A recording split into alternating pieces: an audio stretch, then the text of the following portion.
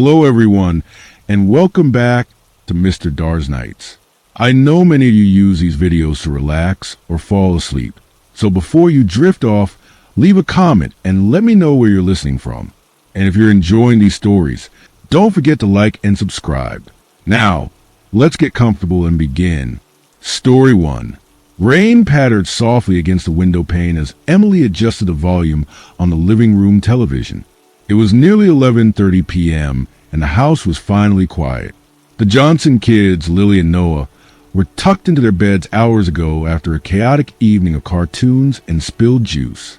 Emily leaned back into the couch cushions, letting the gentle hum of an old sitcom fill the stillness of the house. Outside, the wind whistled faintly between trees. The house was one of those suburban builds from the early 2000s. Too many windows, echoey halls, and just enough emptiness to make a teenager uncomfortable. Emily, 17 and responsible, had babysat for the Johnsons plenty of times before, but tonight felt different. Maybe it was a storm. Maybe it was how the baby monitor in the hallway crackled with static every few minutes, even though the kids weren't making a sound. Or maybe it was the nagging feeling that she wasn't really alone. She glanced over at the hallway again. The shadows there looked deeper than they should have been. With a sigh, Emily grabbed her phone and shot a quick text to her best friend. I swear I keep hearing stuff. This house is mad creepy. The moment she pressed send, the power flickered. Once, twice, then the lights cut completely. The television screen blinked to black, leaving only the soft glow of her phone to light up the room. Emily froze. Her breath hitched. From somewhere upstairs, she heard what sounded like a single, muffled footstep. Then another. She stood up slowly, heart hammering, listening. Silence, then creaking. Not from the kids' rooms. No, it was coming from the attic. She backed away from the hallway, trembling hands fumbling with her phone. She opened the keypad and dialed 911. The line picked up immediately. 911, what's your emergency? Emily whispered, her voice trembling. Someone's in the house. I'm babysitting. The kids are asleep, but I think someone's in the attic. The dispatcher stayed calm, asking her to confirm the address. Emily moved into the kitchen, crouched low behind the counter, trying not to cry. Stay with me, Emily, the dispatcher said gently. Units are on the way. Do not make any noise. Can you still hear them? Emily's eyes widened as the creaking grew louder. It was no longer in the attic. It was descending the steps. Oh my God, she breathed. They're coming downstairs. And then, click, the phone slipped from her hand. The line was still open, still recording. When the police arrived 10 minutes later, the front door was slightly ajar. The house was dead silent. No signs of forced entry. Upstairs, the kids were safe in bed, unharmed, but Emily was gone. Only the phone remained, still on the call, still recording. Detective Mark Halstead stood on the front porch of the Johnson residence, drenched from the unrelenting rain, his hand resting on the cold brass doorknob. He had been called out of bed just after midnight.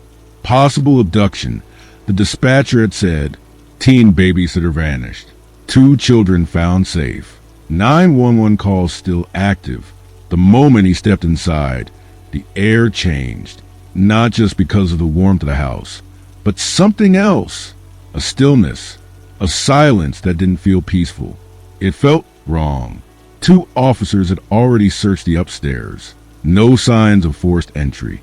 No broken windows. No unlocked doors, except the slightly ajar front entrance. The kids, Lily and Noah, were fast asleep in their beds, untouched, unaware.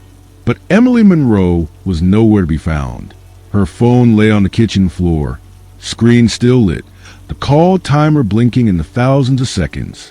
Halstead knelt beside it, placing gloves on as he picked it up. He could still hear the faint hum of the open line, but no voices, just soft static and a distant, barely there sound, like breathing. Has this line been open the whole time? He asked Officer Daniels. Daniels nodded. Yes, sir. Dispatch said the call stayed connected since she first dialed in. Almost 13 minutes before we arrived. Halstead stood and surveyed the kitchen. Nothing out of place. No signs of a struggle. No blood. No prints other than hers on the phone. But something was off about the room. He just couldn't say what. He looked up. A square outline on the ceiling caught his eye. An attic hatch. "Did anyone check up there?" he asked. Daniels hesitated. "Didn't want to scare the kids. Thought we'd wait for you." Halstead gave a slow nod. "Get a ladder." The attic hatch was directly above a hallway that led to the kids' rooms. As Daniels positioned the ladder, Halstead clicked on his flashlight and climbed slowly. The wooden hatch creaked open, revealing darkness beyond. "Emily!" he called softly, his voice nearly swallowed by the attic silence. He pulled himself up. The beam of his flashlight swept across old insulation, boxes, and dust. Nothing out of place at first. Then he saw it. A small, pale handprint on the inside of the attic's wooden wall. It looked fresh, not dusty, as if someone had been up there recently. Halstead's heart thudded. He turned, sweeping the light to his right. A set of faint footprints, bare, small, trailed from the hatch to the far corner. He followed them. That's when he found it.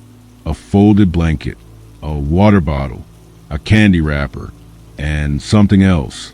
A Polaroid photograph of Emily taken from behind. It hadn't been there long. The photo was crisp, clean. She was standing in the Johnsons' living room, her back turned. He descended quickly. "We got someone living in the attic," he said grimly.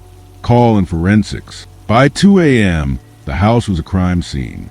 Officers scoured every inch while Halstead interviewed the Johnsons, who had returned home in a panic. "No, we never go in the attic," Mr. Johnson said. "Didn't even know the hatch was still working." Mrs. Johnson added, "We've been hearing noises lately. We thought it was the kids playing tricks." Halstead turned his attention back to the open 911 call. He had it transferred and downloaded for analysis. Back at the precinct, in the quiet of his office, he played it through noise reduction software. What he heard chilled him.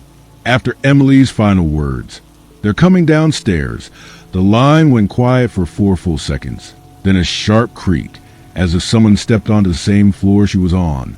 Then breathing, not Emily's, it was too slow, too deep. Male. At minute 13, a whisper so faint it almost didn't register. "You shouldn't have looked up." And then nothing.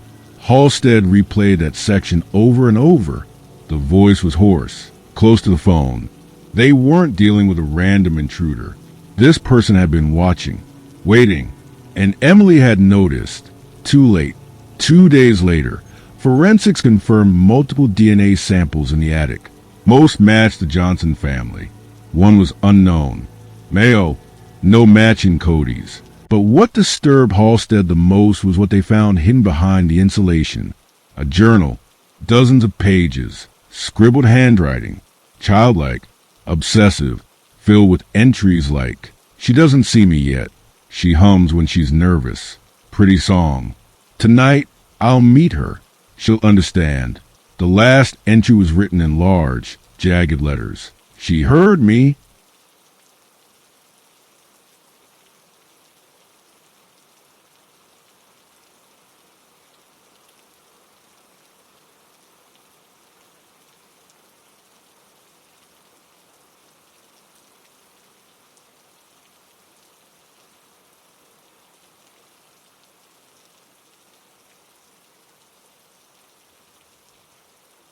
The media dubbed it the Attic Watcher case. Despite national coverage, no trace of Emily was found. Her body, her clothes, nothing. But the strangest part came a week later. A janitor cleaning the police evidence locker found a Polaroid pinned to the inside of a locker door. It hadn't been there the day before. It showed Halstead, sitting in his office, listening to the 911 recording. From behind him, taken from inside the room, Halstead requested to be transferred out of homicide that night. Emily Monroe's case remains open to this day. But every few months, the same thing happens. A Polaroid appears, always of someone involved in the investigation, always taken from behind. No fingerprints, no camera, no clues, Only that faint, familiar whisper on tape. You shouldn't have looked up. The house was sold 4 months later. The Johnson family moved out quietly, never returning to collect the last of their belongings. The attic was sealed shut by the new owners on day one, after the realtor offhandedly mentioned a bit of police history connected to it. Neighbors whispered, but no one said much. By then, the story had faded from the front page, just another strange mystery in the sea of unexplained disappearances. But Detective Halstead couldn't move on. He kept Emily's file on his desk, even after transferring to the missing persons unit. Sometimes he'd stare at the timeline, reading her last words over and over. They haunted him more than any crime scene ever had. He's coming down the stairs. Late one night, just past 3 a.m., Halstead was in his office alone. Everyone else had gone home. The station lights flickered, the way they always did during storms. The building was quiet, save for the distant hum of vending machines and the occasional creak of aging floorboards. That's when the phone rang. Not his cell, not his desk line. The emergency red line, only used for direct incoming calls from 911. He stared at it. It wasn't supposed to ring unless routed through dispatch. And yet it did. He picked it up slowly, his voice quiet. Halstead. There was a pause on the other end. Then static. Then breathing. Slow. Heavy. Familiar. His throat went dry. The line crackled again, and he heard her. Detective? It was Emily. His heart seized. Emily? Where are you? He shouted into the receiver. Another breath. Then a whisper. He's still here. The line went dead. Halstead stood frozen. The phone still pressed his ear. The silence in the room suddenly unbearable. Then a click behind him, like a camera shutter. He turned fast, but the room was empty. Only the soft flicker of his computer screen remained. He reached for his desk drawer with trembling fingers and opened it. Inside, a fresh Polaroid photo waited for him. It showed him sitting exactly as he had been, on the phone. In the background of the photo, standing just behind him in the shadows, was a man, face obscured, just the shape of him. Tall, watching. The same faint handwriting as before was scratched across the bottom of the photo. Now he's coming for you. Halstead never returned to work after that night. His home was found abandoned days later. His car parked in the driveway. Lights still on.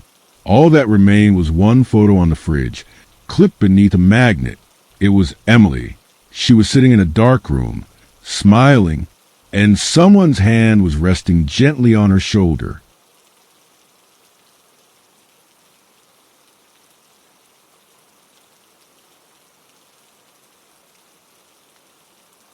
Story 2.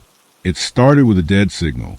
At exactly 3:03 a.m., on a cold Wednesday morning in October, the airwaves of local radio station WZRD 103.7 FM went completely silent.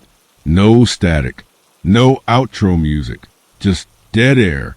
It lasted 27 seconds, an eternity in broadcasting terms, before a faint, broken whisper crackled to the speakers in living rooms, bedrooms, and dusty truck radios across the quiet town of Elridge. You're next.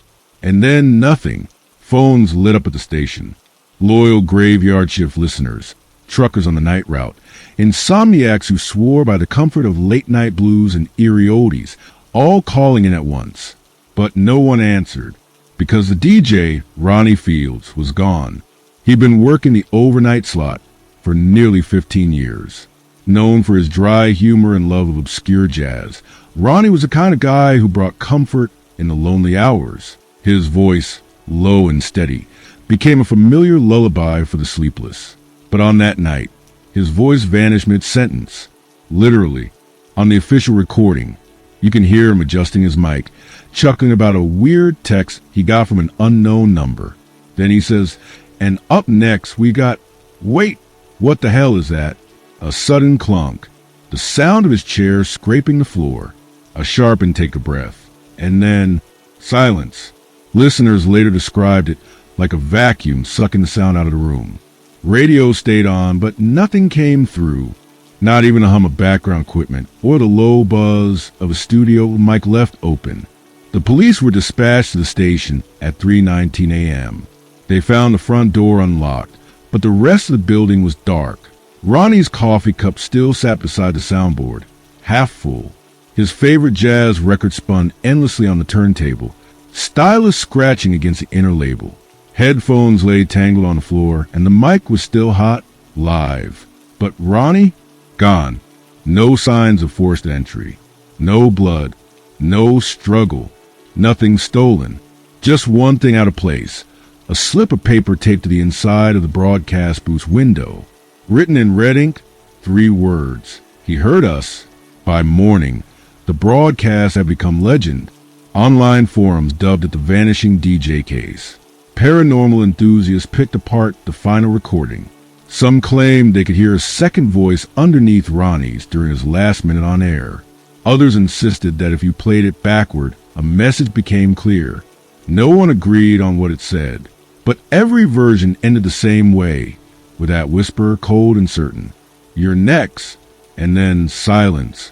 Detective Aaron Kilroy didn't believe in ghosts, or curses, or radio signals that could reach through dimensions, as one online theorist suggested. But something about Ronnie Field's disappearance clawed at him. Maybe it was the surveillance footage. He'd watched it a dozen times. The timestamp, 3:01 a.m. Ronnie leaned toward the microphone, checking his phone. His face twisted just slightly, like he'd heard something he couldn't explain. Then he stood up, moved out of frame.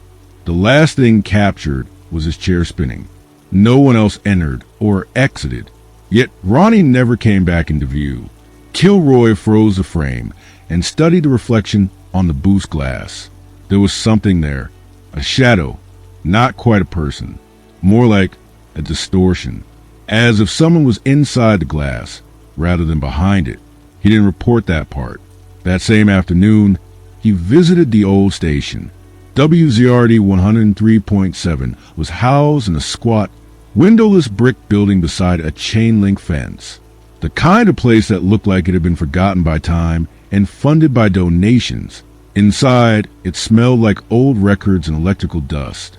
Lights flickered more than they should have. He stepped into the sound booth. The temperature dropped immediately. His breath fogged. A low hum rang in his ears. Not static, more like an impossible frequency only the walls could hear. That's when he noticed it. The slip of paper wasn't there anymore, but something else was. Etched into the side of the console, deep like with a knife, were 3 words. I see you. That was the first night Kilroy heard it. At home, just past 3 a.m., his radio switched on by itself, not the one in his car. The old antique his father had left him. It hadn't worked in years, but that night it crackled to life. Jazz. Soft, sad, bleeding through the speakers like a ghost from another time. And then, Ronnie's voice. Don't listen to the whispers. Kilroy's heart stopped. He leaned in, frozen. Ronnie? Static. Then laughter. Not from Ronnie. Someone else. Slow. Deep. Guttural. Not a person. A thing. He unplugged the radio and threw it across the room. It still played for 30 seconds before dying. The next day, Kilroy called Ronnie's sister. She hadn't heard from him, not since the night of the broadcast, but she said something strange. Ronnie had sent her a voicemail at 3:02 a.m. It was just 4 seconds long. A whisper. Don't let them hear you breathe. Kilroy traced Ronnie's last movements. The day before he vanished, Ronnie visited the town's historical archives. Strange for someone who hated reading. He'd pulled records on the original broadcast tower, built in 1949, decommissioned in the 80s, but still standing near the edge of Pine Hollow, rusting behind a padlock gate. No one used it anymore, or so everyone thought. Kilroy went out there at dusk. The tower loomed like a skeletal finger against the purple sky. As he approached, his phone lost signal. Even his flashlight dimmed, flickering like a dying candle.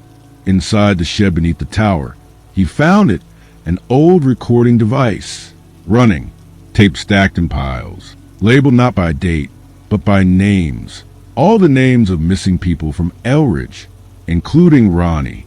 He picked up one tape. Press play. Silence. Then footsteps. Then breathing. Then a whisper. This isn't a station. It's a door. Kilroy stepped back. That's when he saw the wall behind the shelves. It was covered in old Polaroids. Every photo showed the same thing. People sitting in front of a microphone, their eyes open wide, mouths mid-scream. And behind each of them, the figure. Black suit, no face. The last photo was of Ronnie, but this time, the figure was sitting across from him, staring. Kilroy ran out of there, heart pounding like a war drum. He tried reporting it. The tapes were gone the next day. The shed had burned to ground. Electrical fire, they claimed, but Kilroy knew what he'd seen. That night, he got another call. His landline long disconnected. He answered, sweat pouring down his back. The voice on the other end was his own. You shouldn't have listened. Then it hung up. He smashed the phone, but the signal remained. Every radio in the house began to play. The same jazz, the same station. 103.7 FM. He took a bat and destroyed them all. But as he drove to his brother's place just to get away, the radio in his car came on, volume maxed. Ronnie's voice flooded the speakers. I can't leave. It won't let me. Then a whisper, right beside him. Now it's your shift. He swerved, crashed into a telephone pole. But he survived. Everyone said he was lucky. He didn't feel lucky. They released him from the hospital 3 days later. That night, he stayed at a motel on the outskirts of town. No radios, no clocks, no electronics. And yet, just after 3:00 a.m., a red light blinked on the hotel room phone. A voicemail. He didn't check it. He didn't sleep. He just sat there, staring at the wall, holding his breath.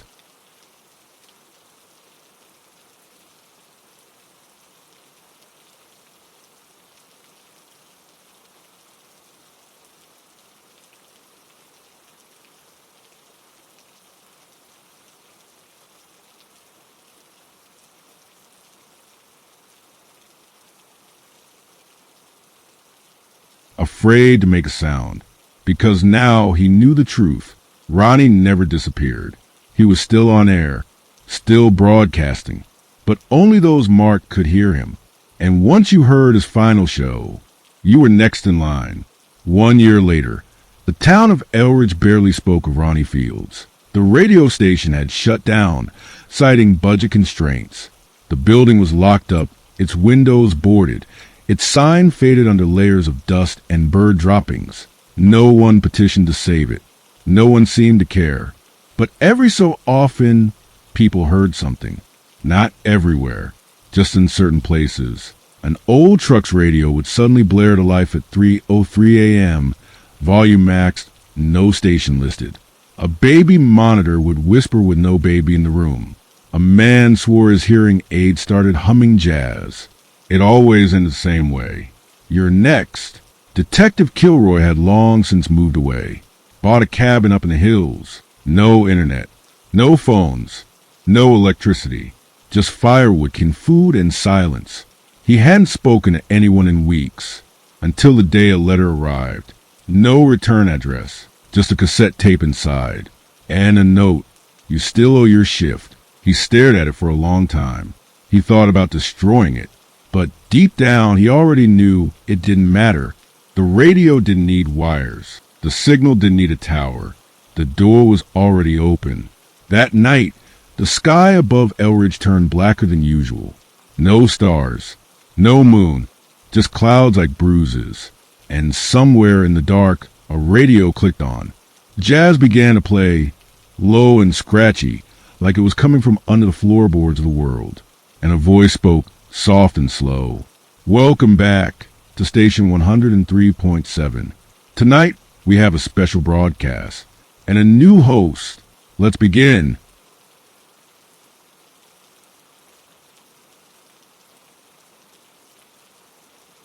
Story 3. The road was empty, just a ribbon of cracked asphalt stretching to the kind of silence that pressed against the windows.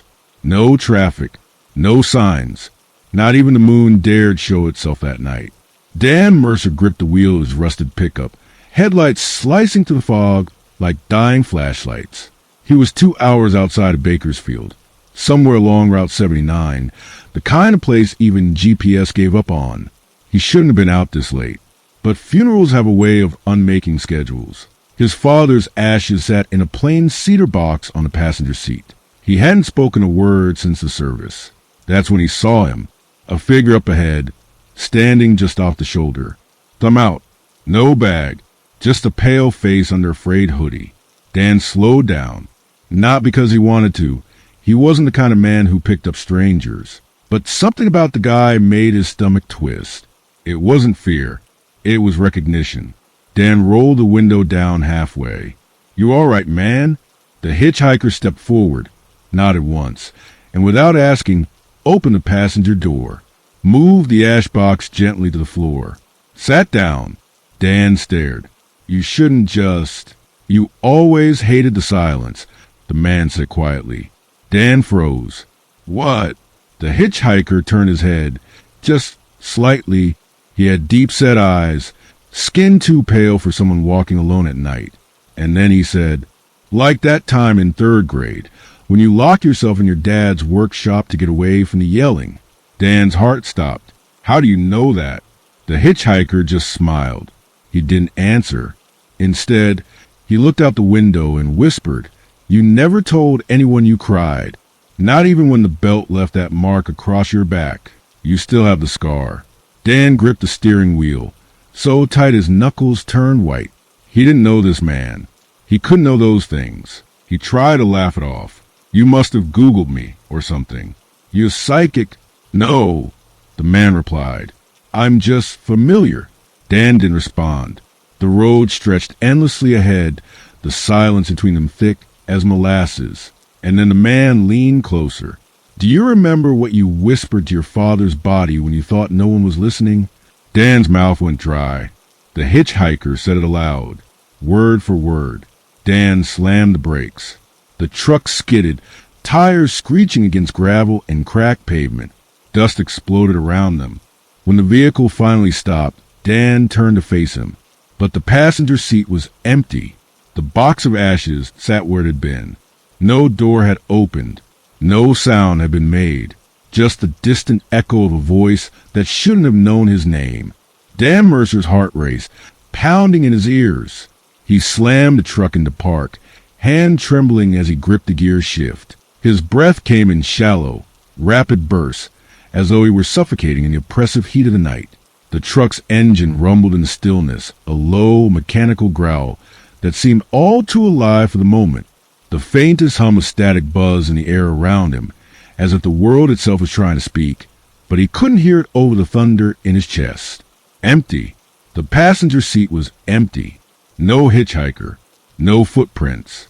No sound except the oppressive silence that had settled into his bones. Dan glanced around, his eyes darting over the road, across the endless stretch of nothingness that had consumed him. He quickly unbuckled his seatbelt, heart pounding in his throat. The ash box, he didn't remember it moving. It hadn't moved. He reached down, his fingers trembling as they brushed the cold wood of the box. It was exactly where he had left it, still and silent. The latch was intact. There was no sign of anything out of the ordinary. Then he heard it, a whisper. At first, it was just a faint flicker in the air, a fleeting sound that danced on the edge of his hearing. But then it came again, louder this time, a breathy rasp that shivered through his spine. You always hated the silence. Dan froze. His pulse throbbed in his temples. The voice, his voice, came from the darkness outside the truck, like the words were carried on the wind itself. He whipped his head around, his gaze darting frantically, but all he saw was a black expanse of road stretching out in all directions, the moon still hidden behind a wall of clouds.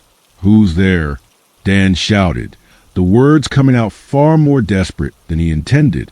He gripped the steering wheel so tightly his knuckles turned white. His breath came in short, panicked gasps. No response. For a moment, everything was still. Then, slowly, as if it were the most natural thing in the world, The voice spoke again. "You remember what happened at the cabin, don't you?" Dan's stomach dropped. He felt his limbs go cold, his throat tight with the overwhelming sense of dread that settled over him. He closed his eyes, trying to block out the memories. The cabin was a place he'd tried to forget. It was supposed to be a sanctuary, his escape from the chaos of the city, the weight of his regrets. But what had happened there? You can't forget, Dan. Not when it's in you. His hands shook as he fumbled for the keys to the truck, desperate to drive away, to escape whatever this was. He twisted the ignition with frantic urgency, the engine sputtering to life beneath his fingertips. But the moment he started to roll forward, the sound hit him again, the voice impossibly close. "The last time you saw him, you made a choice." Dan's vision blurred, the world around him spinning. His heart was a drumbeat in his chest as the darkness outside grew deeper, more suffocating. He didn't want to think about it. He couldn't. Not now. Not here. But the voice would not let him escape. "You left him in the snow. You let him die." The words hit him like a physical blow, knocking the air from his lungs. Dan's chest tightened as he gasped for breath, the world around him narrowing into a tunnel of memories. He could see it now. The cabin, snow drifting softly through the trees, the weight of his own breath heavy in the cold air. That night, the accident. He had been driving. The wheel had slipped. The crash was violent. He had been dazed, bleeding. His friend, the one who had been with him, had been in the passenger seat. They had been drinking. They'd argued. He had been screaming. Then the crash. His friend had been unconscious. Dan had made a choice. He hadn't gone back for him. He had left him there. He had walked away. You knew he was alive. You heard him scream for you. The voice was like acid in his veins. It burned, making his skin prickle, his muscles tighten in revolt. Dan shook his head violently, tried to erase the memories, but they kept coming, relentless and unforgiving. The snow, the blood, the sound of his friend's voice crying out in the night. "You're no different than I am, Dan. You've always known. That's why you're here." The truck swerved. Dan barely caught the wheel in time, the vehicle lurching on the slick road. His heart thundered in his chest as he glanced down at the passenger seat again, as if somehow expecting to find the hitchhiker there, sitting quietly waiting. But there was nothing, only the seat, empty, mocking him. The voice whispered again, colder now. "You're mine now. You can't run." Dan slammed on the brakes, but the truck didn't stop. The tires screamed in protest, spinning uselessly as he slid across the gravel. He glanced out the window, nothing but the swirling blackness of the night, the endless expanse of road stretching out ahead of him.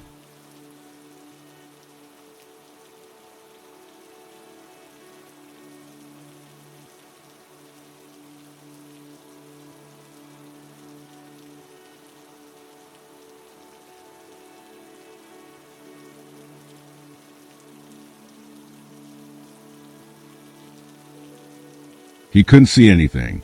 He couldn't breathe. The walls were closing in. The road was a nightmare. The hitchhiker's face flashed in his mind, pale, empty eyes staring back at him. But now, something was different. The voice was louder, closer. He turned to the passenger seat one last time.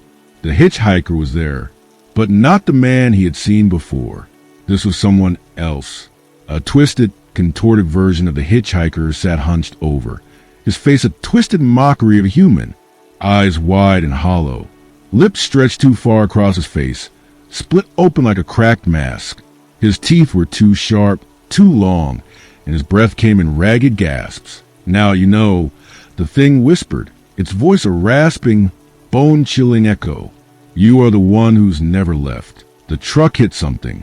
A jolt that sent Dan's head crashing against the wheel. He groaned, blinking in confusion. When he looked up again, the road was gone. The truck was stationary, surrounded by nothing but endless, oppressive darkness. And in the passenger seat, the thing, his friend, or whatever it had become, was still there, staring, waiting.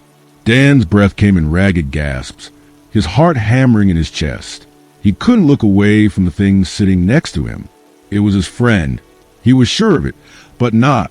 The face had twisted, deformed into something wrong. Its eyes were empty voids, the teeth sharp, glinting like shards of broken glass. He wanted to scream, to run, but his body refused to move, frozen in terror. The creature's hollow stare bored into him, as if it was waiting for something. "You left me," it whispered, its voice like gravel scraping over glass. Dan's throat tightened, the words barely able to break free. I didn't." "You did," it interrupted, its lips pulling back into a sick grin. "You've always known." The air inside the truck grew heavier, suffocating. His lungs burned as if he were drowning in the oppressive atmosphere. He reached for the door handle, but it wouldn't budge. It was as if the world itself was holding him in place, trapping him here with whatever this thing had become. Outside the truck, the night was blacker than pitch, the road no longer visible. It was as though time itself had stopped and the world had disappeared. The only thing that existed now was him, the truck, and the nightmare sitting beside him. He turned his head, and in the rear view mirror he saw it, the silhouette of the hitchhiker standing at the side of the road. But this time it wasn't a man.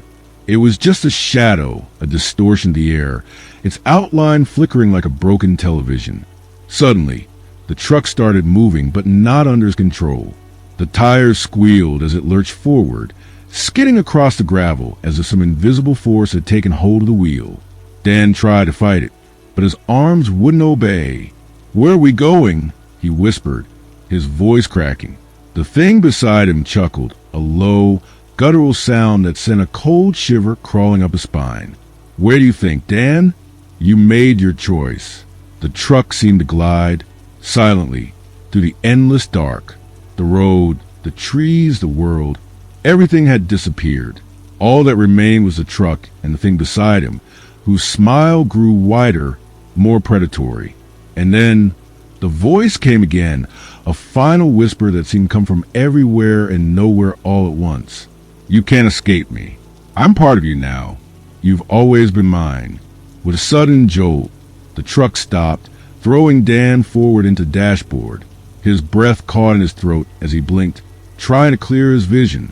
But when he looked up, the passenger seat was empty. The truck was stationary on the side of the road again.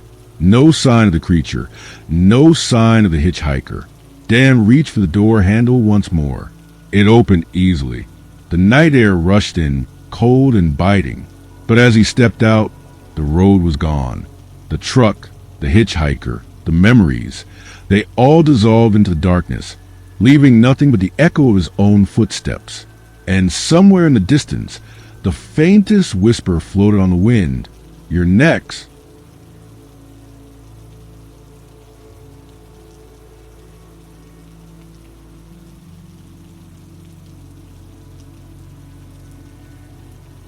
Story 4. Adam stood in the kitchen, staring at the phone in his hand. The screen was cracked, the edges worn. It had been the phone Emily had used for years. He hadn't been able to bring himself to replace it, even after she was gone. The phone had been his last connection to her, even though it felt like a cruel reminder of the emptiness that now filled their home. Her death had been brutal. She was found in the parking lot outside of their apartment, a single gunshot wound to the chest. No suspects, no leads. The police had been working tirelessly, but the case went cold.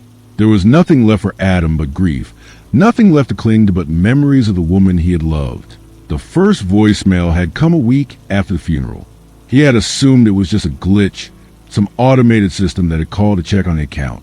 But when he listened to it, his heart had dropped into his stomach. It was Emily's voice. He had sat frozen in shock as he heard her speak, her words unmistakable even through the distortion of connection. Her voice had been shaky, but familiar, as if she were standing right there beside him. "Adam, I'm not gone. I can't leave. Something is keeping me here. Something is wrong. You have to help me." The message ended abruptly, and Adam's world had gone silent. His mind raced. Could it be a prank? Some sick joke from one of his friends? But none of this made sense. Emily had died. She was gone. There was no way she could be calling him. But the messages didn't stop. Each time, They grew more unsettling, more desperate. Emily spoke of things happening around her grave, events that unfolded in ways that no one could have known. She described movements in the house, whispers in the dark, things that couldn't be explained by logic. The voicemails came at odd hours, each one seeming to beg him for help, each one a plea for him to listen closely. The messages described a neighbor's strange behavior, the flickering lights in their old apartment, and, most disturbing of all, Emily's increasing fear that someone or something was watching her, even in death. Adam couldn't make sense of it. His wife was gone, yet here she was, speaking to him from the grave. He felt the weight of her absence like a suffocating force. But now, he couldn't shake the feeling that Emily's death was not the end. The deeper he listened, the more questions began to surface. Why was she still here? What was keeping her from moving on? And most terrifying of all, as the voicemails continued, the question that kept haunting Adam's every thought. Who was calling him? Adam had reached a point where he could no longer sleep, no longer think straight. The voicemails had become more frequent, and with each passing day, they had grown more disturbing. It had been 3 weeks since the first message, and still, Emily's voice haunted him. But it wasn't just her voice anymore. There was something else, something dark and suffocating, lurking beneath her words. Every time he closed his eyes, the phone would ring again. He couldn't ignore it. It was like an invisible tether had been attached to him, pulling him towards something he couldn't understand. The last voicemail had been the worst yet. Emily had spoken of a place he didn't recognize. Adam, I've found it. The door. I shouldn't have opened it. I shouldn't have. Please, you have to find it. The door it's closing, Adam. You're running out of time. Her voice had been frantic, almost pleading, but as the message ended, he could hear a faint whisper, something garbled and unintelligible in the background. Adam had replayed it over and over again, his heart pounding with dread. The door. What door? What was she talking about? He could no longer trust his thoughts. The days had blurred together, and time itself felt warped. He was losing his grip on reality, caught in the endless loop of voicemails and the whispers that never seemed to stop. He couldn't escape the feeling that Emily was trying to tell him something important, but the more he listened, the less he understood. One night, unable to bear it any longer, Adam made up his mind. He would find the door. The phone had rung again late that evening. He'd been sitting in the living room, staring at the phone like it was some kind of ticking time bomb. He picked it up, hands trembling. Adam, Emily's voice came through, softer now, more distant. It's too late. The door's already closed, but you can still find me. The words were chilling, like a final warning. A knot of fear twisted in his stomach. He had to act now. He left the apartment in a daze, not knowing exactly where he was going. All he had was the feeling that he had to follow the trail, follow the messages. The strange thing was that he didn't have a clear idea of where to look, just a nagging sense that it was somewhere close. He drove aimlessly through the empty streets, the headlights of his car casting long shadows against the sidewalks. It was as if the world itself was watching him, waiting. He turned down a narrow street, a part of town he hadn't been to in years. Everything fell off. The streetlights flickered as he drove past, casting a sickly yellow glow on the worn buildings. As he rounded a corner, he saw it, a small, run-down house. His heart skipped a beat as he recognized it, the house from voicemails. The windows were dark, the front yard overgrown with weeds. A dilapidated fence surrounded the property. It was exactly as Emily had described it in one of the messages, a place that seemed both familiar and foreign at the same time. Adam didn't know why, but something told him this was where he needed to be. He parked the car on the street, not bothering to lock the doors as he stepped out into the night air. The silence was suffocating, broken only by the distant hum of traffic. He walked toward the house, each step feeling heavier than the last. When he reached the porch, he hesitated. The front door was slightly ajar, and he could hear something faintly moving inside, like the sound of footsteps, slow and deliberate. The hairs on the back of his neck stood on end. He pushed the door open, the creaking of the hinges cutting through the silence like a scream. The air inside was thick, musty with the smell of old wood, and something else, something metallic. His eyes scanned the dimly lit hallway, but he couldn't see much beyond the darkness that seemed to cling to the walls. He took a deep breath and stepped inside. The floorboards groaned beneath his feet as he moved deeper into the house. There was no turning back now. He had to find it. He passed rooms that had been long abandoned, the furniture covered in sheets, the windows boarded up, but as he moved further into the house, he began to notice something strange. Each room seemed to be more off than the last. The walls were closing in on him, the air heavier, suffocating. The voice of Emily echoed in his mind. The door, find it? I shouldn't have opened it. He didn't know how much time had passed, but the house felt like it was stretching on forever, winding deeper into itself, as if it were alive. Then he found it. A small, narrow door tucked away at the end of the dark hallway. It was different from the others. This one wasn't just aged and decaying. It was wrong. It pulsed with an energy he couldn't understand, a faint glow seeping through the cracks. He felt a compulsion to open it, like something was calling him from the other side. He reached out and turned the handle.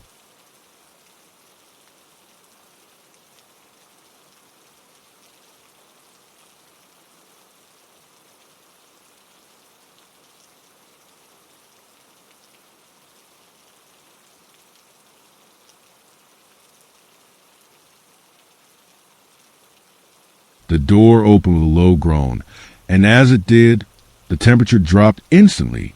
The room beyond was dark, but not completely.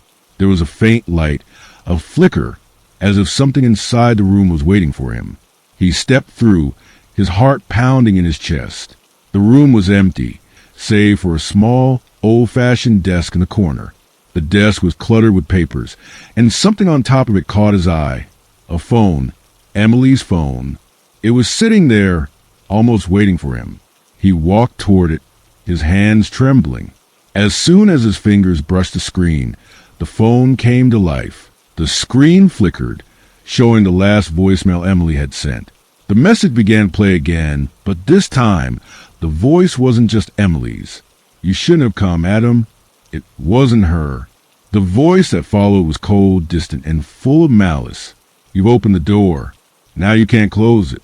The room around him seemed to grow darker, and the air became thick with a presence he couldn't explain. The walls began to close in, and his vision blurred. Something was pulling him, dragging him toward the phone, toward whatever waited on the other side. It's too late, the voice continued.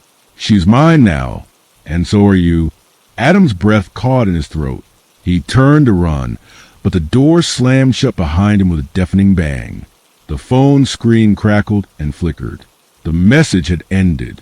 The last thing Adam heard before everything went black was a faint whisper, barely audible. You're not alone anymore. When Adam opened his eyes, he was no longer in a room with the desk, the phone, or the suffocating darkness. Instead, he was lying on the cold floor of his apartment, drenched in sweat, his heart still racing. The walls around him were still, everything in its place as it had been before. For a moment, he thought it had all been a nightmare, a horrible hallucination brought on by his grief. But then, the phone on the coffee table rang again. Adam's breath hitched in his throat. It wasn't possible. He had just been there. He had heard her voice. The phone rang louder now, urgent, relentless. He stumbled to his feet, his legs shaky, as though he hadn't used them in years. The screen of the phone flickered to life, and there it was, Emily's name. It was impossible. She was gone, but he couldn't stop himself. With trembling hands, he picked up the phone. His throat felt dry as he pressed it to his ear. Adam, her voice, came through the speaker, distorted but unmistakable. The words were soft, almost tender, like she was right next to him. Adam, you found me. He froze, his heart hammering in his chest. I never left you. You never let me go. But now, her voice grew strained, as though something was pulling her away. Now, we're together again. I'm right here with you. The phone crackled, and for a moment, Adam heard something, a faint, echoing whisper that he couldn't quite make out, but it sounded almost like laughter, low, malevolent, and haunting. Adam's mind raced. Was this real? Could this somehow be part of the nightmare he had been living? You shouldn't have come back. You shouldn't have opened the door. The last words were chilling. The line went dead. Silence filled the apartment, thick and heavy. He sat there, stunned. The phone in his hand went black. No more voicemails. No more signs of Emily. He waited, but the stillness stretched on. Suddenly, a cold breeze swept through the room, lifting the hair on the back of his neck. It was followed by a faint sound, footsteps, barely audible but unmistakable. Adam turned quickly, his breath caught in his throat. In the doorway, Emily stood, pale, her face twisted with sorrow and something darker, something that wasn't her. Her lips curled into a smile, but it wasn't warm, not even close. It was a grin that made Adam's stomach churn. You shouldn't have opened the door, Adam. You never should have. The lights in the apartment flickered one last time before plunging into complete darkness. And then nothing.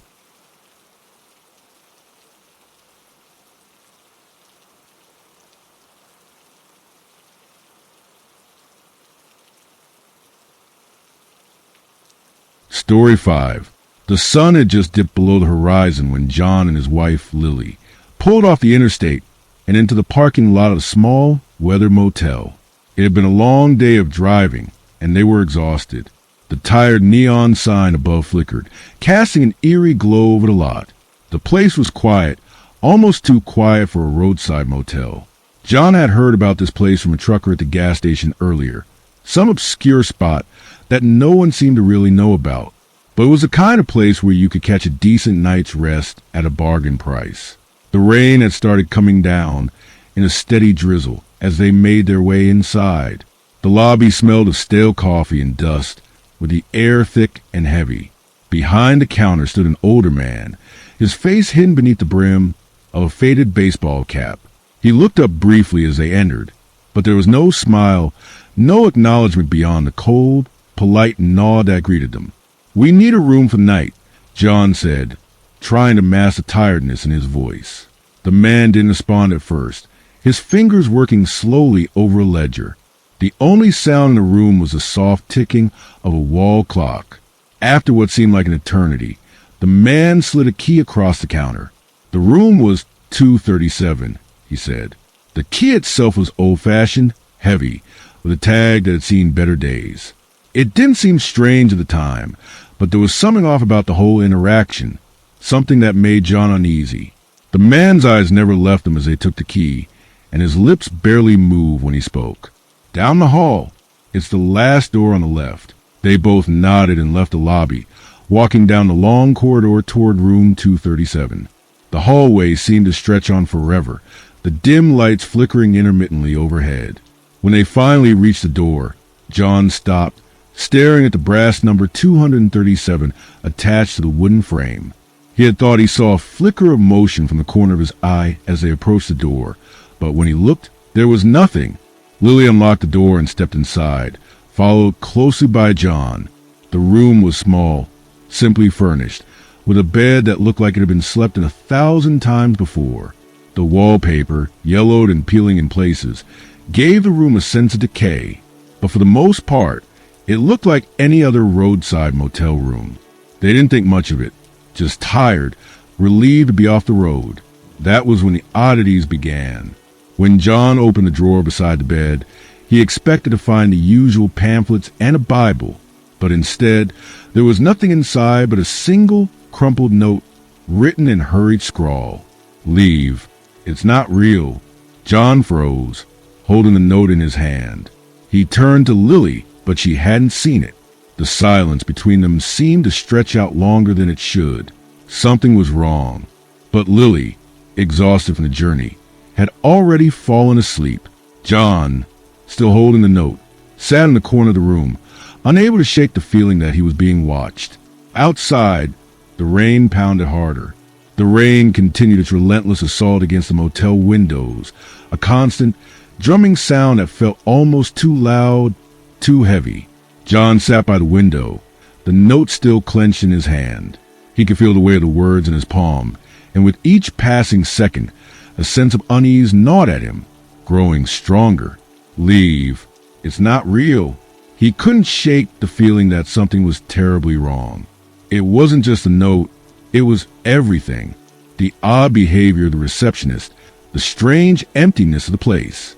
There were no other guests in sight, not even a car parked outside except for their own. Why had the man given them that room? Why had he been so insistent that they take room 237? John glanced over at Lily, who was lying on the bed, already fast asleep. He wanted to wake her, wanted to get her out of here, but there was something in his gut telling him that she needed rest, that they both did. But how could he rest when everything about this place felt wrong? Suddenly, there was a faint, almost imperceptible sound, like something scraping against the door. At first, John thought it was just the wind, but the sound was too deliberate. He stood up slowly, his heart pounding, and walked toward the door. As he reached the handle, the noise stopped. He hesitated for a moment, then turned the knob, slowly pulling the door open. The hallway outside was empty, the dim lights casting long, eerie shadows across cracked, faded wallpaper. There was no one there, but as he stepped out into the corridor, the air felt colder. The lights above flickered again, casting brief moments of complete darkness before sputtering back to life. His eyes flicked the room number on the door across from theirs, room 236. But it wasn't just the room number that caught his attention. It was a strange, faint glow coming from under the door, a faint blue light that pulsed rhythmically, like a heartbeat. Curiosity got the better of him, and he moved toward the door. He raised his hand, about to knock, when the door swung open on its own. Inside was nothing. It wasn't empty in the way you'd expect a motel room to be. No, this room was wrong. It wasn't a room at all. There was no furniture, no carpet, no bed. The walls stretched upward, higher than they should have, distorting in a way that made John's stomach churn. The floor beneath his feet seemed to ripple, like the entire room was in motion, shifting and breathing alive. John staggered back, his breath catching in his throat. It's not real. The note echoed in his mind again. The words were suffocating, a constant reminder how badly he needed to leave. But his legs felt frozen, like they couldn't carry him away from the room. The feeling of dread tightened around his chest.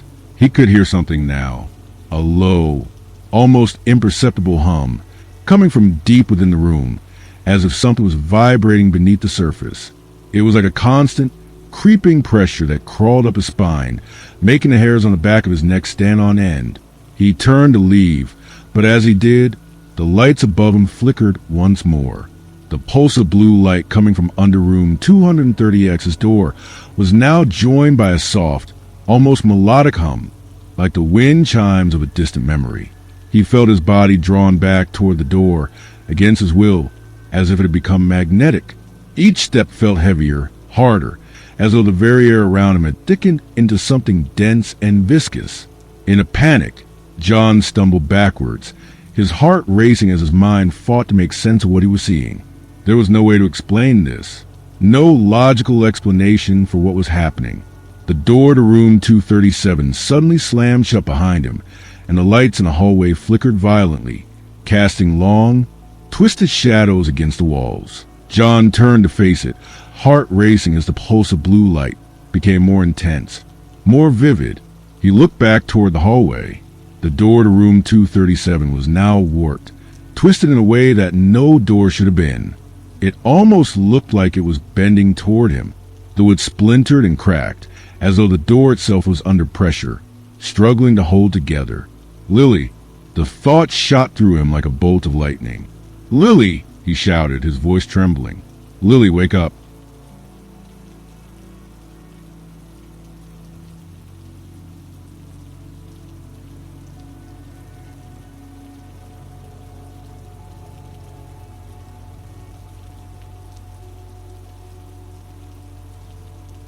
He turned back to the door, his heart sinking as it would seem to grow thinner, stretched by some unseen force. The blue light grew brighter, pulsing in time with the hum that now filled the entire hallway.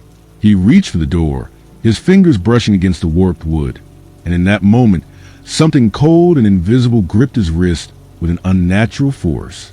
His eyes widened in terror as he tried to pull away, but the grip tightened, pulling him back toward the door. The walls of the hallway seemed to close in, the edges of the door now radiating a sharp, unnatural energy that burned his skin. "Lily!" he cried again, but this time his voice was swallowed by the humming. It was like a void, a vortex pulling him in. He could feel himself being drawn deeper into it. Suddenly, he was no longer in the hallway. He was back inside the room 237, but everything was wrong. The walls had shifted, stretching further and further, their edges warped and twisting like melted wax. The bed was gone, replaced by a cold, empty void that seemed to stretch infinitely downward. Lily was nowhere to be found.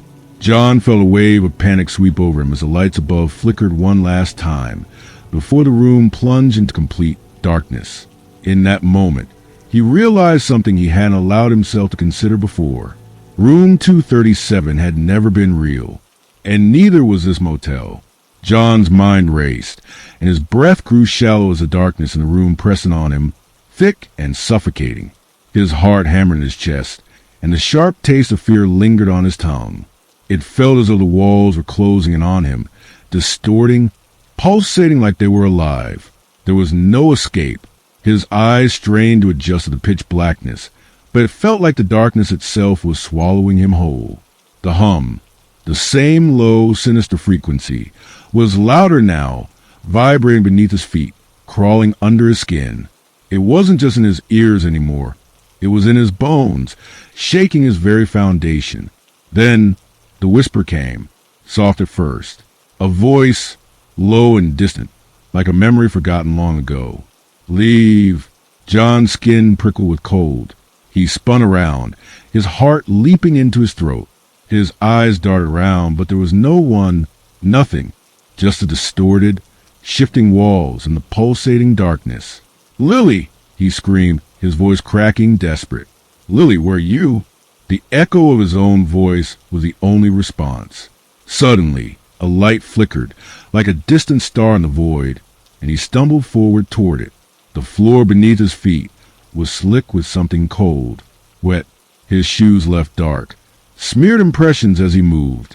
He didn't know where he was going, but the light, it felt like a lifeline, like the last tether to something real.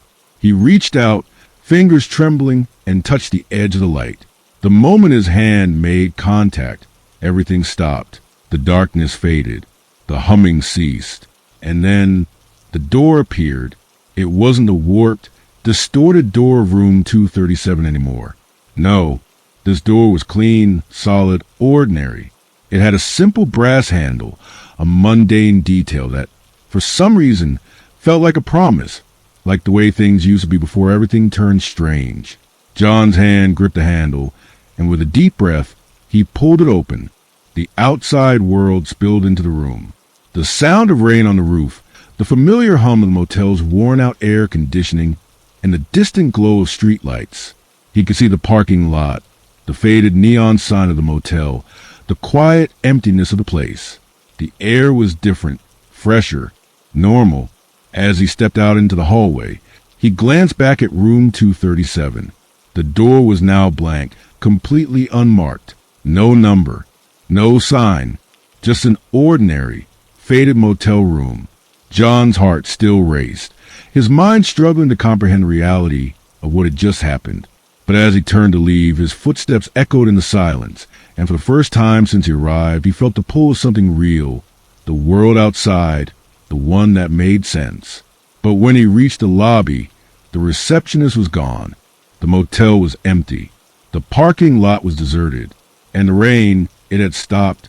In the quiet of the night, John realized that he had never really left. Room 237 had been a place outside of time, a space between the living and the dead, and now that it had swallowed him whole, it would keep him forever in its twisted grasp. As he walked toward his car, he didn't look back. The motel faded into the distance, but in his mind it would never truly be gone.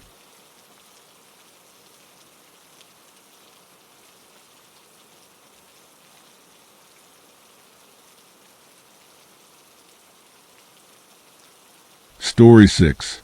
Officer Jack Malone had always imagined his first night on patrol would be filled with the usual routine. Quiet streets, the occasional traffic stop, and maybe a few calls to break up drunken brawls. Nothing extraordinary. But that night, he got a call that would shatter his perception of reality. Unit 223. We got a 911 hang-up at 14 Hawthorne Avenue. Came the voice of dispatch over the radio. Domestic disturbance. Neighbors heard yelling. Please investigate. Jack was fresh out of training, still trying to find his footing in the police world. His partner, Sergeant Ellis, was experienced but distant, offering little more than terse nods and the occasional grunt of acknowledgement.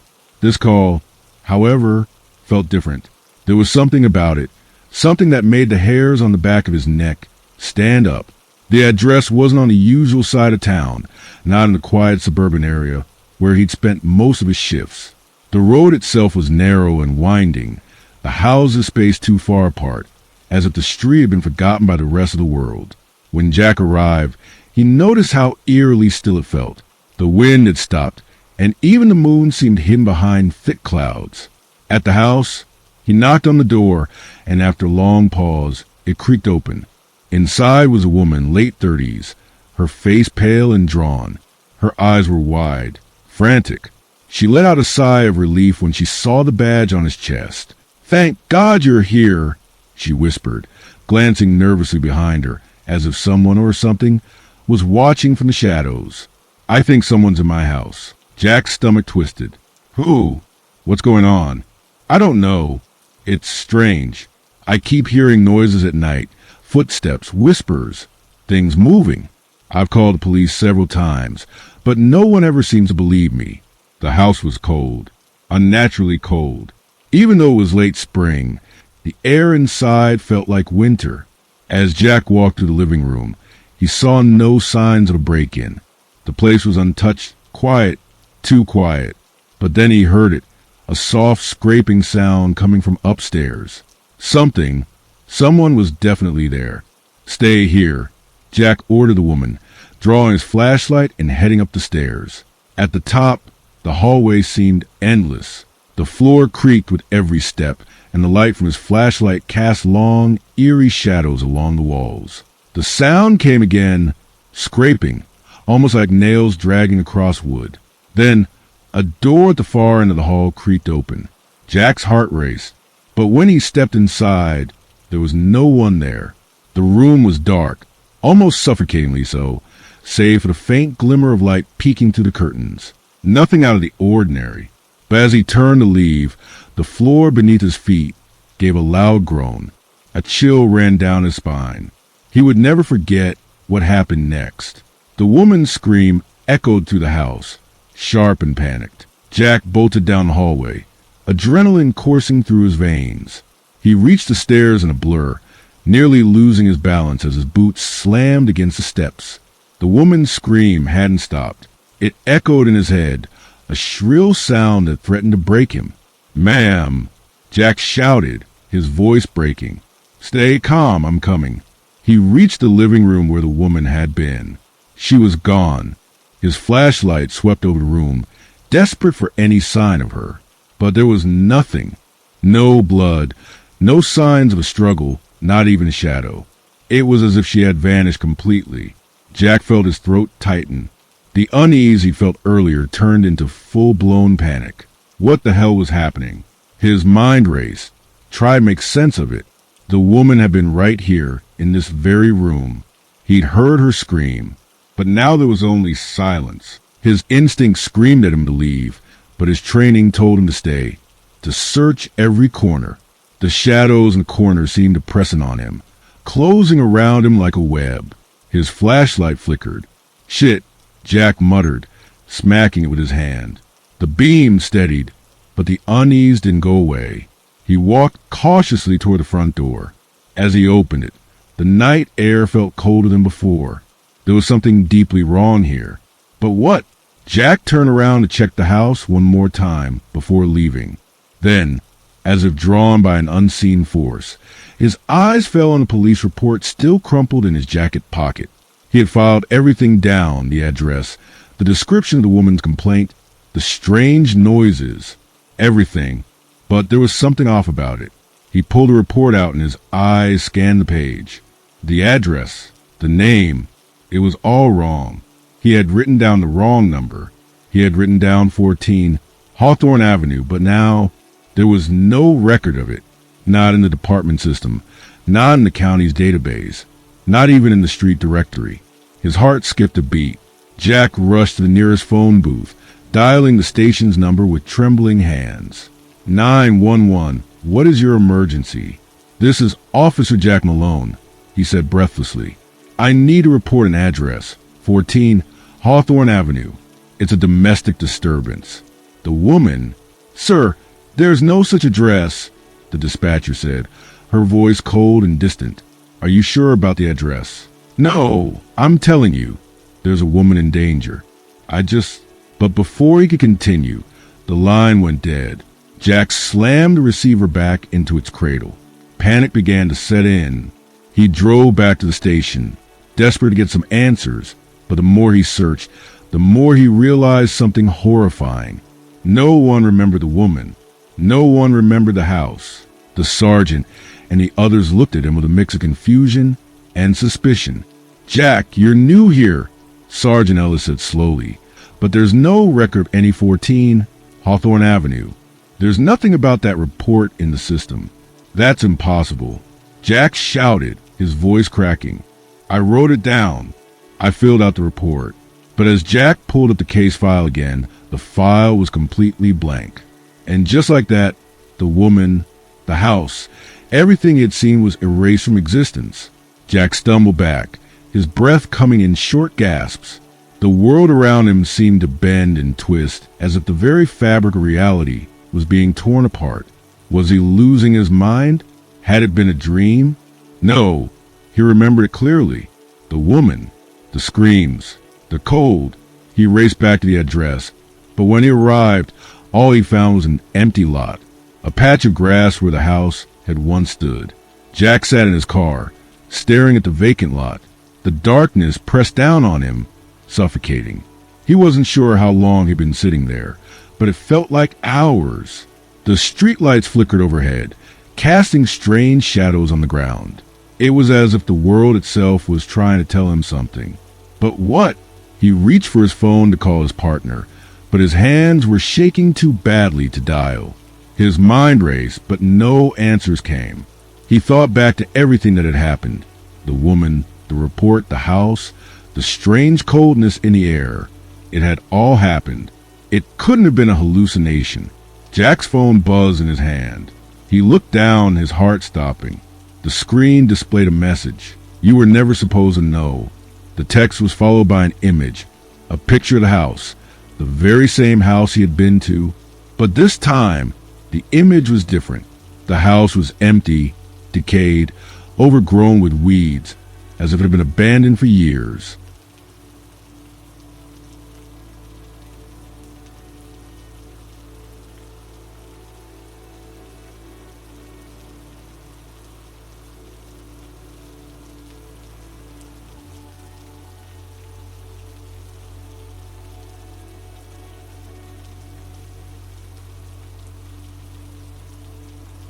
Jack's pulse quickened. The woman's face appeared next in his mind. Her frantic eyes, pleading for help. And then he heard it. The faintest sound, scraping, coming from the back of his car. His eyes snapped up. He couldn't see it, but he could feel it. It was coming closer. Story 7. A young police officer takes a call about a disturbance in an abandoned prison cell. As he investigates, he uncovers an eerie connection between his family and the haunted history of the prison. Officer Sam Reed had always thought the worst thing about his job was the routine paperwork. But that all changed on a quiet night when an urgent dispatch came through his radio. Unit 405, we got a disturbance at the old Anderson prison. The call was traced from cell block C. It's an emergency, over. Sam glanced at his partner, Senior Officer James Jim Harris, who was unfazed by the call. The Anderson prison had been abandoned for over a decade, ever since the last inmate was moved to another facility. The prison had a dark history, known for notorious inmates' brutal treatment and a string of unsolved disappearances. Local legend had it that the cells were haunted, and the place was never touched by the authorities after the prison shut down. But that didn't stop people from wandering in to explore. "This is weird," Sam muttered, looking at his partner. "Do people still go in there?" Jim shrugged. "Some folks sneak in, but I doubt it's anything. Probably some kids messing around." "Or worse," Sam replied, shivering slightly. The hairs on the back of his neck stood up. They drove to the decrepit prison, the headlights illuminating the cracked and broken walls of the compound. The place was a ghost town with rusting gates and broken windows. The distant sound of a chain clanging in the wind echoed through the empty halls. "We'll be quick," Jim said as he parked the squad car in front of the prison gates. "I'll take the lead, Sam. Stay close." The two officers grabbed their flashlights and stepped out of the car. The air was thick with the scent of mold and decay. As they approached the entrance, the door creaked open by itself, as if inviting them in. "Let's get this over with," Jim grunted, stepping inside, his flashlight beam cutting through the darkness. Sam followed closely behind. As they moved through the desolate hallways, the silence was suffocating. There was no noise, no signs of life. Nothing, not even a rat scurrying across the floor. Finally, they reached cell block C. The door to the block was barely hanging on its hinges, and a cold gust of wind seemed to flow out of the darkness. Sam's flashlight flickered. "This is it," Jim said, his voice low. "Let's see what's going on." But as they stepped through the threshold, Sam felt a sudden chill run through his body. It wasn't just the cold air. Something was wrong. Jim turned to him with a forced smile. "You good, rookie?" "Yeah," Sam replied, though his voice faltered. "Just something feels off." Jim raised an eyebrow but didn't say anything. Instead, he stepped forward and approached the first cell in a row. Sam followed, but the feeling of unease only grew stronger. The walls of the cell were covered in old, peeling graffiti, the floor littered with broken glass and trash. It looked abandoned, but something about it felt alive. The air was thick with an oppressive energy, and Sam's heart pounded in his chest. Suddenly, Sam's radio crackled to life. "Unit 405, do you copy?" Jim reached for the radio, but before he could speak, the voice on the other end repeated the message. "Unit 405, come in. There's something you need to hear." The hairs on Sam's neck stood up again, and before he could ask what was going on, a low, raspy voice whispered through the radio. "Help me." The voice was faint but unmistakable. Sam froze, his breath catching in his throat. He could feel his heart racing in his chest. That voice, it sounded like someone was right there with them. "Hello," Sam called into the radio, but the voice didn't respond. Jim, still holding the radio, looked at Sam confused. What the hell is going on? And then, as if on cue, the lights inside the cell block flickered and then went out completely. They were plunged into darkness. A bone-chilling silence followed, and Sam's hands began to shake. Someone was in the prison with them. The darkness enveloped Sam and Jim as the last flicker of the lights faded away. Sam's breath was shallow, and the weight of the silence pressed down on him like an unseen force. Jim cursed under his breath and flicked his flashlight on, the beam shaking slightly as his hand trembled. Sam followed suit, raising his flashlight, but it seemed useless against the thick, suffocating darkness that surrounded them. "What the hell's going on?" Jim muttered, his voice barely audible as he scanned the area. The air was thick with the scent of mildew and rust, and the chill in the room made the hairs on the back of Sam's neck stand on end. He felt a knot in his stomach tighten. This wasn't just an electrical issue. It was something far worse. From somewhere deep in the prison, they heard a soft, scraping sound, followed by the distinct sound of footsteps, slow, deliberate, echoing in the silence. Sam's heart skipped a beat, and he instinctively took a step closer to Jim. Jim didn't move, his face grim. "You hear that?" Sam whispered, though he already knew the answer. He could see Jim's grim expression in the light of the flashlight. "I hear it," Jim replied. His voice was steady, but Sam could hear the tension. "Stay close." We'll check it out, but we keep moving. The sound of the footsteps continued, and they seemed to be drawing nearer, as if something or someone was moving toward them, inch by inch. Sam swallowed hard. He'd been through plenty of tense situations in his training, but nothing like this. This wasn't a typical domestic disturbance or a routine call. Something felt unnatural here. "Stay sharp," Jim said, his voice low and commanding as he stepped forward into the darkness, Sam following closely behind. They moved slowly, carefully, their footsteps muffled by the rotting floorboards beneath them. The scraping sound was louder now, a slow dragging sound, like someone dragging their feet through the muck of years of abandonment. Sam's flashlight swept over the walls, casting long, jagged shadows, but there was no sign of life, nothing that should have been there. And yet, that feeling, the sense that something was wrong, was growing stronger. The scraping noise stopped. The silence was thick, almost suffocating. Sam froze, his mind racing.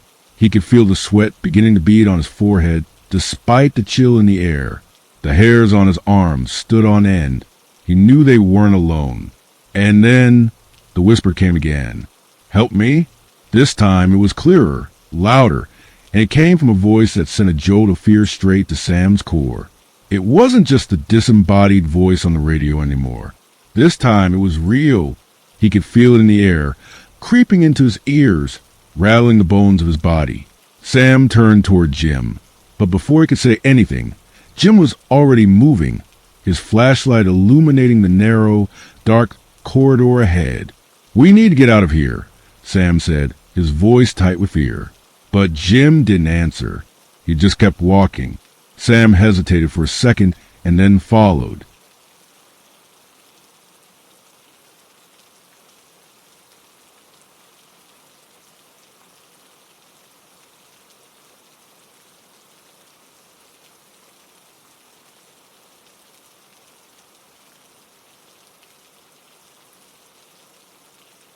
The closer they got to the end of the hall, the more oppressive the air became. Sam felt like he was walking through a thick fog that he couldn't shake. They reached the door at the end of the hall, and Jim's flashlight landed on it. The door was old, made of thick iron bars, and it looked like it hadn't been touched in years. "Cell block 5, Jim muttered. "Never seen this before." Sam stared at the door. The hairs on his neck stood up. "I don't think we should go in there." But Jim's curiosity seemed to outweigh his sense of caution. He reached for the door handle, his hand slow and deliberate. The second his hand touched it, the door creaked open on its own. The sound of rusted hinges groaned in protest, but the door swung wide, as though welcoming them. Sam's stomach turned. "Jim, wait," Sam said urgently, but it was too late. Jim stepped inside the room without a second thought, his flashlight illuminating the dark, dusty space. Sam hesitated for a moment before following him. The room was smaller than Sam expected, its walls covered in thick layers of grime, dust, and mold. There was something about the room that felt wrong, like it had been abandoned long before the prison had been closed down. But then Sam noticed something odd. In the far corner of the room, there was a faint glow, a dull, pulsing light that seemed to come from behind the walls. Sam squinted, trying to make sense of what he was seeing. There was a shadow moving within the glow, flickering like it was alive. "Jim," Sam whispered, his voice quivering. But Jim was too far gone, his focus entirely on the flickering light. Sam felt his pulse quicken as he stepped toward the source of the glow. As he approached, the air grew colder, and he could see his breath miss in the air. Suddenly, the light flickered once more, and then everything went black. The flashlight went out, leaving them in absolute darkness. "Jim," Sam called, but his voice cracked. His heart pounded in his chest. He felt like he was standing in the middle of an empty void, surrounded by something he couldn't see, but could feel. The presence was suffocating. Then he heard it again. "Help me." This time, the voice was close. Sam felt it like a breath on his neck, sending chills crawling down his spine. His pulse raced as the panic began to rise. He fumbled for his radio, his hands shaking as he tried to bring it to his mouth. "Unit 405, requesting backup. We're in cell block 5. Before he could finish, the radio crackled and the voice came through once more. But this time, it wasn't just a whisper. It was a scream, a tortured, guttural wail that seemed to come from deep within the walls. Sam. Jim's voice broke the tension. Look. Sam turned, his eyes straining to make out his partner's form in the darkness. There, standing at the far end of the room, was a figure. It was tall, lanky, its features obscured by shadows, but there was no mistaking the figure standing before them. The figure stepped forward, its face slowly becoming visible in the faint, flickering light that pulsed from behind the wall. Sam's blood ran cold as he recognized the face. His father's. Not again, Sam whispered, his heart hammering in his chest. His father had died years ago in the line of duty. There was no way he could be here, but there he was, standing before him, eyes hollow, skin stretched tight over his bones. Help me? The figure rasped, its voice cracking with pain. Sam stumbled back, his knees going weak. No, this can't be real. Jim, too, was frozen in place, his mouth agape in disbelief. The figure reached out, its skeletal hand stretching toward them. Sam's vision blurred. His heart pounded louder in his ears. And then the lights flickered once more, just for a moment, before everything went dark. The oppressive silence stretched on as the darkness engulfed them. Sam's breath came in shallow, panicked gasps. His mind reeled, but the cold touch of reality stung with an unbearable clarity. His father, standing before him in the shadows, was a ghost, an echo from a past he desperately tried to forget. Sam took a hesitant step backward, his legs buckling beneath him, but his body refused to move any farther. Jim, Sam croaked, his voice barely above a whisper. Do you see this? Jim, still frozen in place, couldn't respond. His face was pale, his eyes wide with terror. He couldn't tear his gaze away from the figure standing before them. The skeletal hand of the apparition reached toward them, its fingers twisted in unnatural angles. The faint flicker of light from the wall pulsed once more, casting a brief glow on the figure's hollow eyes. And in that instant, Sam understood. This was no illusion. It was real. The figure spoke again, its voice a low rasp that vibrated through the very walls of the cell. I never got to say goodbye. The words hit Sam like a punch to the gut. His father's voice, the voice he hadn't heard in years, sent a shudder through him. It was so real, so hauntingly familiar, but also twisted and broken. No, Sam whispered, shaking his head. This isn't you. You're gone. You can't be here. Jim, recovering from his shock, reached for his gun, but his hand faltered as the temperature in the room seemed to plummet. The chill clung to them like an oppressive weight, making it difficult to breathe.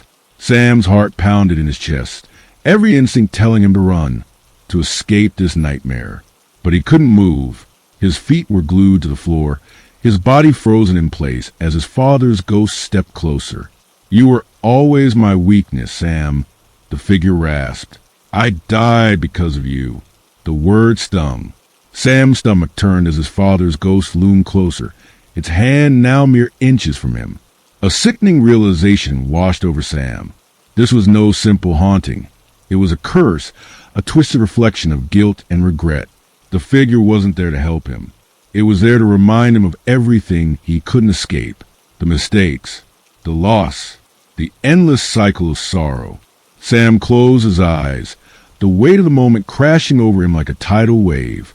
He couldn't run from it anymore. Suddenly, Jim shouted, breaking the tension. Sam, get down. A deafening crash filled the air as the walls of the cell seemed to explode in front of them. Sam's eyes snapped open in time to see the figure of his father disintegrate into a cloud of smoke, vanishing into the dark corners of the room. The flashlight flickered back to life, revealing the cell, now empty, save for the faint smell of decay and the deep silence. Sam stumbled backward, his chest heaving with a mixture of fear and relief. His hands shook as he grabbed Jim's arm. We need to leave. Now. Together. They rushed out of the cell, their feet pounding the cold, decaying floor. As they ran down the narrow hallway, the oppressive weight of the place began to lift, but the lingering fear gnawed at Sam's insides. They had narrowly escaped, but Sam knew one thing for certain. The ghosts of the past didn't always stay buried. Some of them followed you, even into the light. They didn't stop running until they reached the exit. But even then, Sam couldn't shake the feeling that they weren't truly alone. Not anymore.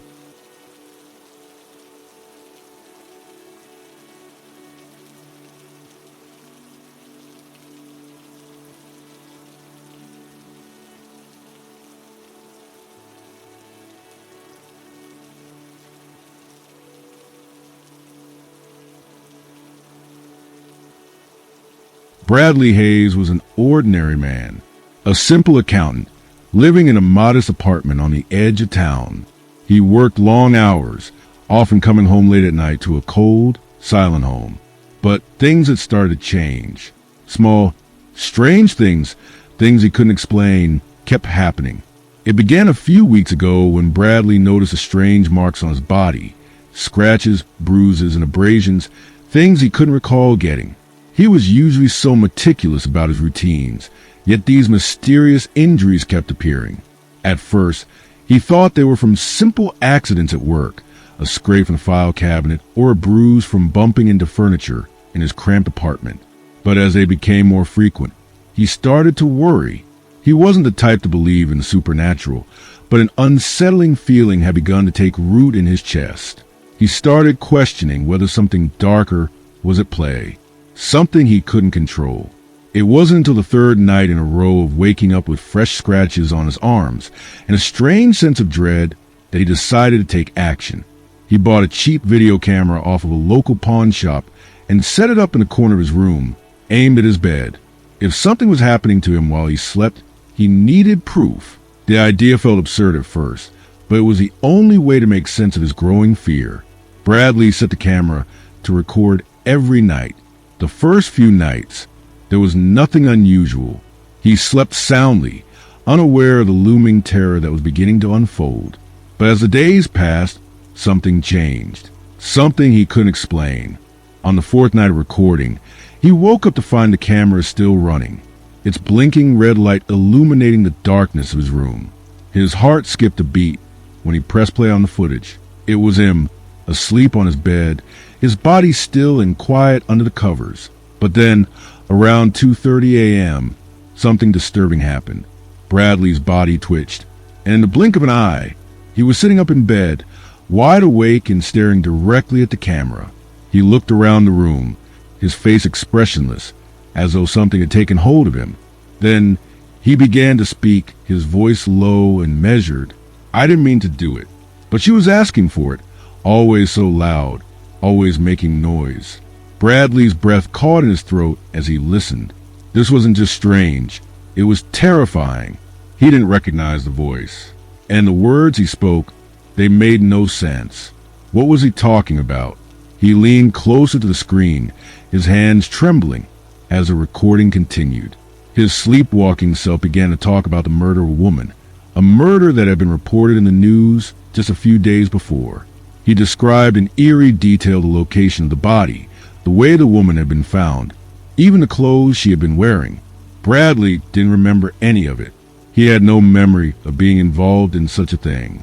But the most chilling part came next. The sleepwalking version of Bradley stared directly at the camera, his eyes cold and unblinking, and he spoke in a chilling whisper. There's more, and it's not over yet. Bradley felt his blood run cold. The truth was beginning to unravel, but it only left him with more questions. Had he really done something terrible, or was he just losing his mind? Could he have been sleepwalking and committing these acts without any memory of them? The thought made his stomach churn.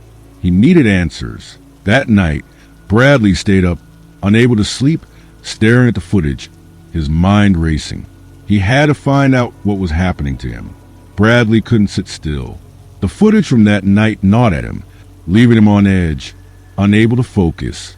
The disembodied voice on the recording was unmistakably his own, yet it was tainted with something darker, something he couldn't comprehend. The murder, the details, how could he have known any of that? And more importantly, Why didn't he remember? The days that followed blurred into a fevered haze of sleepless nights and frantic searching.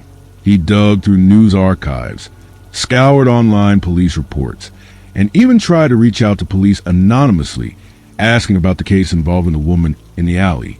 But every time he tried to explain what was happening to him, he was met with disbelief. No one took him seriously. Who would? After all, he was just a regular guy, a clerk, someone no one would suspect to be involved in such horrific acts. But the more Bradley searched, the deeper the rabbit hole became. The woman he had spoken about was real. She had been murdered 2 nights ago in the very alley he had described on the recording. Her body was found in a dumpster, abandoned and alone, just as he had said. His mind began to reel as he scoured more reports, his hands trembling as he scrolled through the news. That wasn't all. There had been other cases, other murders, each one more chilling than the last. The locations were all disturbingly close to where he lived, each one fitting the same eerie details his sleepwalking self had recounted. With each new piece of information, the horrifying truth began to solidify. He was connected to these murders in some way. But how? Was he actually committing these crimes? Or was there something else happening to him that he couldn't explain? Then came the phone call. Bradley had been sitting in his dimly lit apartment, exhausted and overwhelmed, when the phone rang. He picked up without thinking, his hand cold as it gripped the receiver. "Bradley Hayes?" A voice asked, cold and sharp. "Yes," Bradley said, his voice shaky. "We have your name here in connection to a recent investigation. You need to come down to the precinct right now. It's important." The voice on the other end was calm, too calm, almost robotic in its tone. Bradley's heart raced. He didn't need to be told twice. He threw on his jacket and rushed out of his apartment. The night air bit into his skin as he hurried to the police station. His mind raced with questions. What had they discovered? Had they found out what he was doing during the night? The precinct was eerily quiet when Bradley arrived. No one seemed to notice him as he entered the station. It was as if the place was deserted. He approached the front desk, where a grim-looking officer stood. "I'm here for Bradley Hayes," he said, trying to steady his voice. The officer barely glanced up. "Room 307. Go straight ahead." Bradley's pulse quickened as he made his way down the long hallway. He reached room 307 and pushed open the door. Inside, a single officer was sitting behind a desk, the only light in the room coming from a dim lamp overhead. "Mr. Hayes," the officer said, his tone matter of fact. "We've been investigating you for a while now." Bradley froze, fear crawling up his spine. "What do you mean?" His voice cracked. "We've been reviewing the security footage from the area around your apartment. We've been monitoring your behavior at night," the officer continued. "We've seen something disturbing." Bradley swallowed hard, trying to keep his composure. "What do you mean disturbing?" The officer turned the monitor toward him, clicking through a series of images. Bradley's stomach lurched. On the screen was a grainy video from a security camera, showing a man walking through an alleyway near his apartment building. The man moved like he was in a trance, his movements jerky and mechanical. As Bradley's eyes followed the footage, his heart nearly stopped. It was him.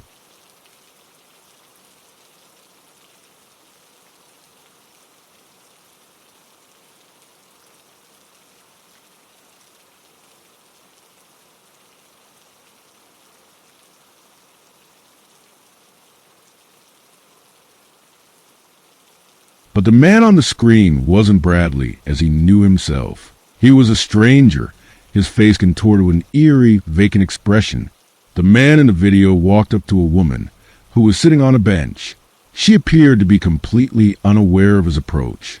The video zoomed in, showing the man's hand gripping something, a knife. He lunged forward and the woman screamed. But the video cut off and the rest was too blurry to make out. Bradley felt his knees go weak. The room seemed to spin as he clutched the back of the chair. This can't be me," he stammered. "Unfortunately, Mr. Hayes, it is. We have footage from other locations too. Same face, same expression, different victims." The officer's voice grew colder. We're investigating you for multiple homicides. I'm afraid we have enough evidence to charge you. Bradley's blood ran cold. He couldn't breathe. The room felt smaller, the walls closing in on him. I swear, I don't remember doing any of this. We believe you, the officer replied, but the footage doesn't lie. The officer slid a folder across the desk toward Bradley. He opened it, his hands shaking, and found photographs, crime scene photos of the victims. And then there was something that made his stomach twist. In the corner of each photograph, there was a small, almost unnoticeable detail, a note scribbled in the same handwriting. Bradley's eyes widened in disbelief. It was his handwriting. The note read, "I didn't mean to do it, but they deserved it." The words echoed in his mind like a chilling mantra. How could this be happening? How could he have committed these crimes and not remembered? And what did it all mean? The officer stood up, walking toward him. "Mr. Hayes, we need you to come with us." Bradley's legs were numb. He had no choice but to follow, his mind racing with the knowledge that he was no longer in control of his life. Somehow, the sleepwalking version of himself had become something monstrous. But there was still one question that haunted him. Why had he done it? And more importantly, who or what was controlling him? Bradley sat in the cold, dimly lit interrogation room, his hands shaking as he clutched the edge of the metal table. The officer had left him there alone to think, or perhaps to stew in his fear. It was unclear whether his fate was already sealed, or if there was still a chance to fight his way out. All Bradley knew was that the walls felt suffocating, and his mind was a whirlwind of terror and confusion. The door creaked open, and the same officer who had shown him the damning footage entered.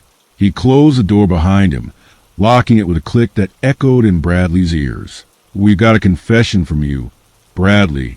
You're officially charged with the murders," the officer said, his tone mechanical and matter-of-fact. "But there's something you don't know yet."